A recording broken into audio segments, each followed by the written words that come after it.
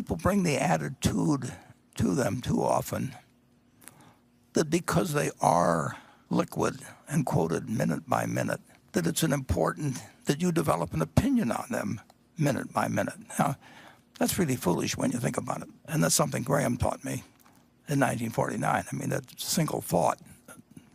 Stocks were parts of businesses and not just little things that moved around on charts or whatever it may be.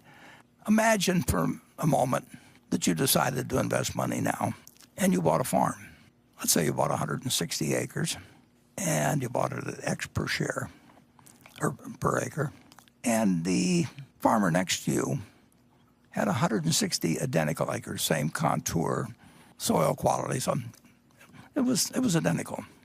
And that farmer next door to you was a very peculiar character because every day that farmer with the identical farm said, I'll sell you my farm or I'll buy your farm at a certain price, which he would name. That's a very obliging neighbor. That's got to be a plus to have a fellow like that with the next farm. You don't get that with farms. You get it with stocks. If you own 100 shares of General Motors, on Monday morning, somebody will buy your 100 shares or sell you another 100 shares at exactly the same price. And that goes on 5 days a week. But just imagine if you had a farmer doing that. When you bought the farm, you looked to what the farm would produce. That was what went through your mind. You were saying to yourself, I'm paying X dollars per acre. I think I'll get so many bushels of corn or soybeans on average. Some years good, some years bad. Some years the price will be good, some years the price will be bad, etc. But you think about the potential of the farm.